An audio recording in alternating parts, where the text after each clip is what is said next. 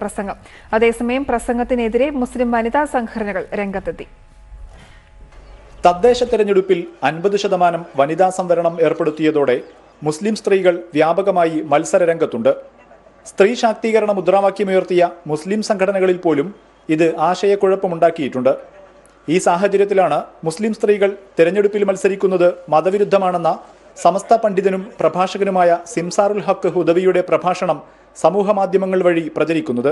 തന്റെ ഭാര്യയെ മെമ്പറാക്കേണ്ട ഹറാമാണ്, അല്ലാഹുവിന്റെ മുമ്പിൽ ഹറാമാണത്, ഹറാമാണ്. അവർ വീട്ടുകളിൽ അച്ചടക്കത്തോടുകൂടെ മക്കളെ നോക്കി ഭർത്താവിനെ പരിചരിച്ച് നല്ലൊരു തലമുറയുടെ ചുട്ടിപ്പ് നടത്തേണ്ട ഉമ്മമാരാണ്. അവരെ നീ ഗോതയിലേക്ക് ഇറക്കല്ല, പൊതുപ്രവർത്തനത്തിന് ഇറക്കല്ല.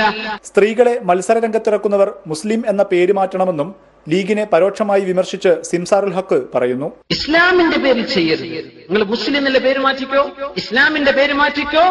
ഇവിടെ മുസ്ലിങ്ങൾക്ക് എന്തെല്ലാം പരിപാടികളുണ്ട്, നടന്നോട്ട്, ഒരു കുഴപ്പമില്ല.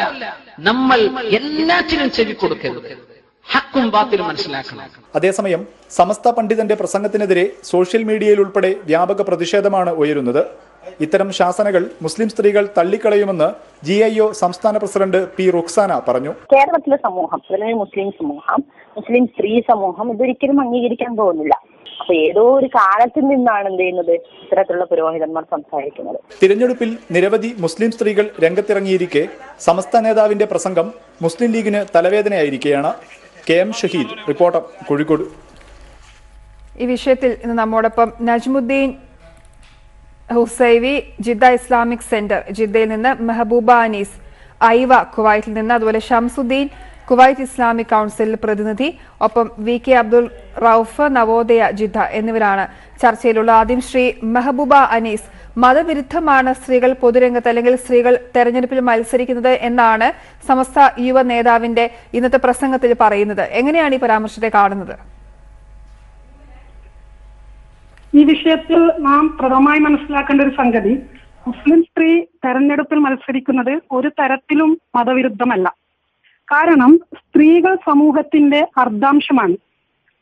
ഒരു രാഷ്ട്രത്തിന്റെ പുരോഗതിയിലും വളർച്ചയിലും സ്ത്രീയുടെ പങ്കാളിത്തം വളരെ അനിവാര്യമാണ്, നിർണായകമാണ്. അതുകൊണ്ട് തന്നെ സ്ത്രീകൾ ഇത്തരം മേഖലകളിൽ ഇടപെടുന്നതിനെയോ സജീവമായ പങ്കാളിത്തം വഹിക്കുന്നതിനെയോ മതം ഒരു തരത്തിലും വിലക്കുന്നില്ല. അത് മാത്രമല്ല, അനിവാര്യ സന്ദർഭങ്ങളിൽ പ്രോത്സാഹിപ്പിക്കുക കൂടിയാണ് ചെയ്തിട്ടുള്ളത്. അദ്ദേഹം പറയുന്നത് മതവിരുദ്ധമാണ്, അല്ലെങ്കിൽ അതിനെ സാധൂകരിക്കുന്ന ചില കാര്യങ്ങളാണ് അദ്ദേഹം വിശദീകരിക്കുന്നത്. അപ്പോൾ ഇതിലൊരു വ്യക്തത വരുത്തേണ്ടത് ഇത്തരം സംഘടനകളുടെ കൂടി ചുമതലയല്ലേ? തീർച്ചയായും ഇത്തരം സംഘടനകളുടെ കൂടി ചുമതലയാണ്.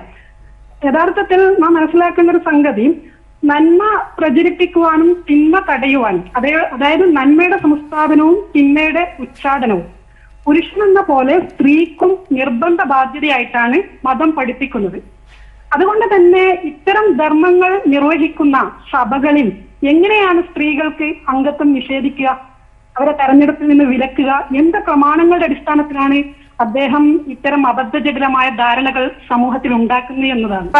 താങ്കളിലേക്ക് ശ്രീ മെഹബൂബ, ഈ ഇത്തരത്തിലുള്ള ആശയങ്ങൾക്ക് ഇപ്പോഴും, പ്രത്യേകിച്ച് കേരളത്തിൽ അടക്കം ഇത്തരത്തിലുള്ള ആശയങ്ങൾക്ക് ഇപ്പോഴും ഇടമുണ്ട്, അല്ലെങ്കിൽ ഇങ്ങനെ അഭിപ്രായങ്ങൾ പറയാം, അത് കേൾക്കാൻ ഒരു കൂട്ടമുണ്ട് എന്നൊരു വിശ്വാസം ഉള്ള തരത്തിൽ ഇങ്ങനെ അഭിപ്രായങ്ങൾ പറയുക, ഇതൊരു ആശങ്കാജനകമായ കാര്യമല്ലേ? അദ്ദേഹം പറഞ്ഞത് ഭദ്രമായ ഒരു പ്രമാണങ്ങളുടെ വെളിച്ചത്തിലല്ല.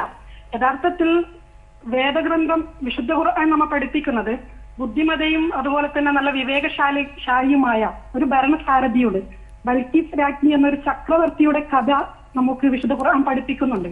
മാത്രമല്ല, അവരുടെ ഉചിതമായ നിലപാടുകളും അവരുടെ പക്വമായ സമീപനവും അഭിനന്ദിച്ചുകൊണ്ടാണ് ഖുർആൻ നമ്മെ പഠിപ്പിക്കുന്നത്. മാത്രമല്ല, അതോടൊപ്പം നമ്മൾ മനസ്സിലാക്കേണ്ട ഒരു സംഗതി, ഈ രാജ്യത്ത് ഒരു ഭരണം ഞാൻ ആഗ്രഹിക്കുന്നുവെങ്കിൽ അത് ഖലീഫ ഉമറിന്റെ ഭരണമാകുമായിരുന്നു എന്ന് ഗാന്ധിജി പോലും അഭിപ്രായപ്പെട്ട ഖലീഫ ഉമറിന്റെ കാലത്ത് കമ്പോളത്തിന്റെ കാര്യങ്ങൾ, മാർക്കറ്റുകളുടെ കാര്യങ്ങളുടെ നിയന്ത്രണം അദ്ദേഹം ചുമതലപ്പെടുത്തിയത്, ഇന്നത്തെ ഭാഷയിൽ പറയുകയാണെങ്കിൽ ഉപഭോക്തൃ സംരക്ഷണ വകുപ്പിന്റെ ഡയറക്ടർ പദവി ഷിഫ എന്ന ഒരു സ്ത്രീക്കാണ് ഉമർ ഏൽപ്പിച്ചത്. ഇങ്ങനെ സ്ത്രീക്ക് അവൾക്ക് അർഹതപ്പെട്ട സ്ഥാനങ്ങളും പദവികളും ഭരണരംഗത്തായാലും നൽകിക്കൊണ്ടുള്ള ചരിത്രമാണ് ഇസ്ലാമിന്റെ മുന്നിലുള്ളത്. യഥാർത്ഥത്തിൽ സ്ത്രീകൾക്ക് അവരുടെ യോഗ്യതകളും കഴിവുകളും അനുസരിച്ച് ഇത്തരം മേഖലകളിലൊക്കെ സജീവമായ പങ്കാളിത്തം അനുവദിക്കുകയാണ് സമൂഹത്തിന്റെ നവോത്ഥാനത്തിനും സ്ത്രീ ശാക്തീകരണത്തിനും വേണ്ടിയൊക്കെ പ്രയത്നിക്കുന്നവർ ചെയ്യേണ്ടത് എന്നാണ് തീർച്ചയായും.